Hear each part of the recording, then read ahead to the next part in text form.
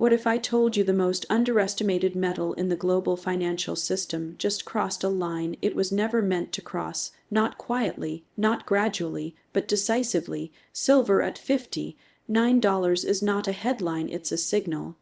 A signal that the old models, the linear forecasts, the comfortable assumptions about value are breaking down in real time.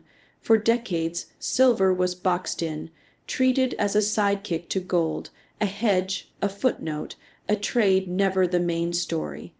Analysts built ceilings for it, investors built narratives around why it couldn't happen, and markets believed those narratives because they were anchored in the past, but innovation doesn't respect historical ranges. And scarcity doesn't care about consensus. This move didn't come from speculation alone. It came from fundamentals colliding with reality. Silver sits at the intersection of two unstoppable forces: monetary trust erosion and exponential technological demand. On one side, global debt levels are redefining what sound money even means. On the other, silver is becoming non-negotiable for the technologies shaping the next decade: solar energy, electrification, data centers, artificial intelligence, advanced electronics. This isn't cyclical demand, this is structural. Every solar panel needs silver, every electric vehicle needs silver, every high-performance circuit relies on silver's unmatched conductivity. And unlike software, you can't scale silver production with code.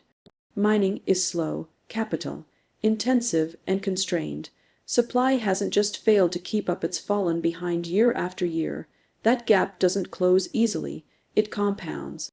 What surprised the world isn't that silver rose, it's how violently it repriced once the market realized the inventory simply wasn't there. When a market discovers that something assumed to be abundant is actually scarce, price doesn't adjust politely. It leaps, and that's what $59 represents, a repricing of reality. The most fascinating part: this happened while attention was elsewhere. While headlines chased short-term narratives, silver quietly absorbed pressure from every direction. Industrial users locked in supply, investors reevaluated hard assets, currency volatility pushed capital toward things that can't be printed. And suddenly, the market woke up to a truth it had ignored for years. This is how disruption looks in financial markets: not loud at first, not obvious, then all at once. People will ask if this is the top. That question misunderstands the nature of what's happening. Tops are formed in euphoria, when participation is universal and belief is unquestioned. That's not this environment. This is still disbelief, still surprise. Still analysts scrambling to update models that never accounted for a world where silver is strategically critical. And here's the uncomfortable part: once a metal proves it can break decades-long constraints, it changes behavior. Producers rethink contracts, governments rethink reserves, investors rethink allocations. The psychological ceiling is gone. That doesn't guarantee straight line moves, but it permanently alters the range of what's possible. Silver at $59 is not about silver alone. It's about how quickly markets can shift when innovation, scarcity, and macro pressure align. It's about what happens when the future demands more of a resource than the past prepared for. And it's a reminder that the biggest moves never feel obvious until after they happen. This was never supposed to happen according to the old playbook. But the old playbook was written for a different world. Silver just crossed $59, and what's remarkable isn't only the price, it's the silence. Wall Street didn't ring bells. Strategists didn't crowd the airwaves. There was no coordinated narrative to explain it away. And that's exactly how the most important market shifts usually begin: unnoticed, underappreciated, and deeply misunderstood. For years, silver lived in the shadow of gold. It was treated as a tactical trade, a volatility play, a metal you owned briefly and exited quickly. Models capped its upside, forecasts recycled the same assumptions, and institutions grew comfortable believing silver had a ceiling. But markets don't move based on comfort, they move based on reality, and reality has changed. This price move didn't come from hype, It came from pressure, relentless, compounding pressure building beneath the surface. Silver is no longer just a monetary metal. It's becoming a strategic input for the global economy's next phase. Electrification, renewable energy, automation, artificial intelligence, DAI. To infrastructure, all of these trends rely on one physical truth. Silver's conductivity cannot be replaced at scale. You can innovate around software bottlenecks. You cannot code your way around atomic properties. At the same time, supply has been quietly tightening, mining production has struggled to grow, new discoveries are rare, existing mines face higher costs, regulatory friction, and declining ore grades. Silver isn't mined because demand suddenly spikes. It's mined years in advance, based on long-term expectations that were wildly underestimated. When demand accelerates faster than supply can respond, markets don't adjust gradually. They gap. Wall Street missed this because it was looking backward. It was anchored to decades of price behavior that belonged to a different economic regime, a regime with lower debt, slower technological adoption, and less systemic fragility. Today's environment is fundamentally different. Global balance sheets are stretched, currency confidence is fragile, and capital is searching for assets that sit outside financial engineering. Silver fits that moment perfectly. It is tangible, scarce, and increasingly essential. That combination is rare, and when the market finally begins to recognize it, repricing happens fast. What's even more telling is who drove this move. Not retail speculation, not social media excitement, but industrial demand locking in supply, long-term investors repositioning quietly, capital moving before headlines. This is not a late cycle blow-off. This is early recognition. There's a misconception that markets are efficient in real time. They're not. They're efficient in hindsight. By the time a narrative becomes consensus, the opportunity has already shifted. Silver at $59 isn't the end of a story, it's the market admitting it got something wrong. Once that admission happens, behavior changes, risk models are updated, portfolio allocations are reconsidered, strategic stockpiles are discussed, and suddenly an asset that was ignored becomes unavoidable. That's when volatility increases, not because the story is weak, but because conviction is still forming. The most important question now isn't why silver reached this level. It's why it took so long. The ingredients have been in place for years: structural deficits, exponential demand curves, and macro conditions that favor real assets. What changed is awareness, and awareness always lags reality. Wall Street didn't miss this because it's incompetent. It missed it because disruption rarely looks disruptive until after it's underway. Silver didn't send a press release. It simply responded to forces bigger than forecasts. And as those forces continue to build, the real surprise may not be that silver hit 59, but that so many people still think that's the story. No one saw $59 silver coming, and that blind spot tells us far more than the price itself. Markets are very good at extrapolating the past and very bad at recognizing inflection points. This move wasn't priced in because it didn't fit the old framework.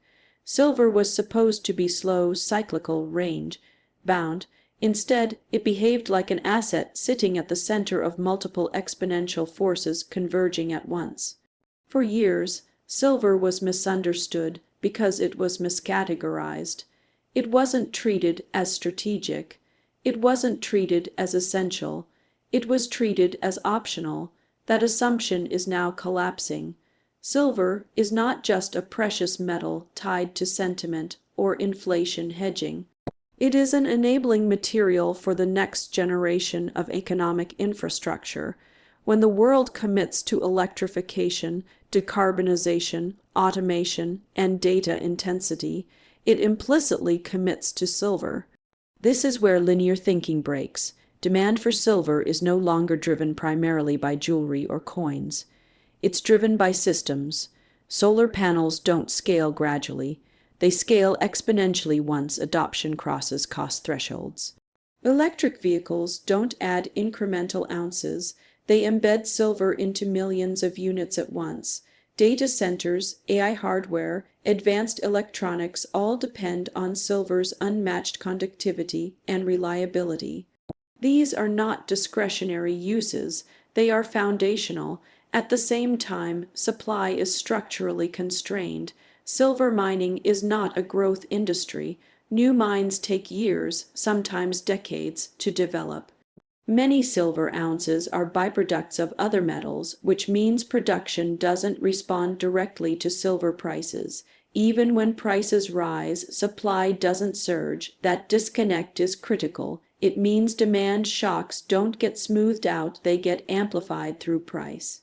So when silver moved to $59, it wasn't a surprise because of speculation. It was a surprise because the market finally acknowledged a mismatch that had been building quietly for years. Inventories tightened, industrial buyers secured long-term contracts. Investors began to reassess what scarcity actually means in a world built on physical inputs. This changes everything because it resets expectations. Once an asset breaks through levels that were considered impossible, the psychological framework shifts. Risk models change, portfolio construction changes, strategic behavior changes. Silver is no longer something you ignore until inflation spikes. It becomes something you study because it sits at the crossroads of innovation and constraint. What makes this moment so powerful is that belief still hasn't caught up. There is no universal consensus. There is no euphoric participation. There is confusion, skepticism, debate. That's exactly what early-stage repricing looks like. The biggest moves don't happen when everyone agrees. They happen when reality forces a reassessment faster than narratives can adapt. This also exposes a deeper truth about markets today. Traditional valuation models struggle when assets are tied to exponential adoption curves. They assume mean reversion, they assume substitution, but some materials are not easily replaced, and some demand curves don't flatten, they accelerate. Silver is revealing that mismatch in real time. $59 is not a finish line. It's a signal that the market is waking up to how the future is actually being built, and when markets wake up late, they tend to move fast. What was invisible suddenly becomes unavoidable. What was dismissed becomes debated, and what was ignored becomes essential. That's why no one saw it coming, and why its implications reach far beyond a single price print. $59 silver is now confirmed, and the most important part of that statement isn't the number, it's the confirmation. Markets are full of false starts, short squeezes, and temporary spikes. This wasn't one of them. This was an awakening. An asset long dismissed, undermodeled, and underowned just forced its way back into relevance, and it did so without asking for permission. Silver has spent years being ignored because it didn't fit neatly into institutional narratives. It wasn't flashy enough for momentum chasers, and it wasn't static enough for traditional hedging frameworks. It sat in between misunderstood, underappreciated, and mispriced. But markets don't reward attention, they reward necessity. And silver has quietly become necessary. This confirmation didn't come from enthusiasm, it came from inevitability. Industrial demand didn't ask whether silver was cheap or expensive, it asked whether it was available. Energy transitions, electrification, automation, and data infrastructure don't negotiate with supply constraints. They consume what works, and silver works better than anything else when conductivity, efficiency, and reliability matter at scale. The old belief was that higher prices would quickly bring new supply online.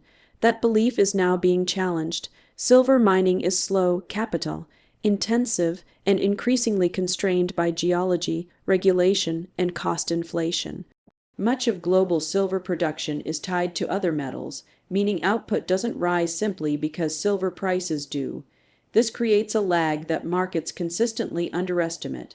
When demand accelerates faster than supply can respond, price becomes the release valve. What's striking about this moment is how few people were positioned for it. The asset was ignored because it didn't move until it did. That's often how structural shifts begin.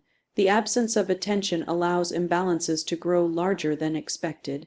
When the adjustment finally arrives, it feels sudden, even though it was years in the making. Silver waking up also exposes a broader flaw in how markets evaluate value today. Too much focus is placed on financial abstraction and not enough on physical constraint. Digital systems scale fast, but they still rely on atoms. Chips, panels, batteries, networks, all of them require real materials.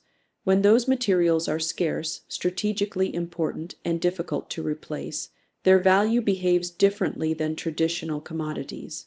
This move confirms that silver is no longer just a tactical trade. It's becoming a strategic asset, not because it's trendy, but because it sits at the intersection of innovation and limitation. That intersection is where repricing happens most violently. Once markets accept that an asset is essential rather than optional, its role changes permanently. What makes this especially powerful is the stage we're in. This is not widespread excitement. This is recalibration.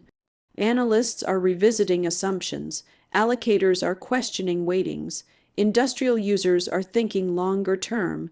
These are quiet shifts, but they're foundational. Loud moves come later. There's also a psychological element that can't be ignored. Once an asset proves it can break through levels that defined its identity for decades, the mental ceiling disappears. Even pullbacks are viewed differently. Volatility doesn't signal weakness, it signals discovery. The market is learning in real time how to price something it previously misunderstood. Silver didn't change overnight, the world around it did, and the market is just beginning to reflect that change. Confirmation at $59 isn't about validation, it's about recognition. Recognition that the ignored asset wasn't dormant, it was building pressure, and when pressure finally releases, it rarely does so quietly.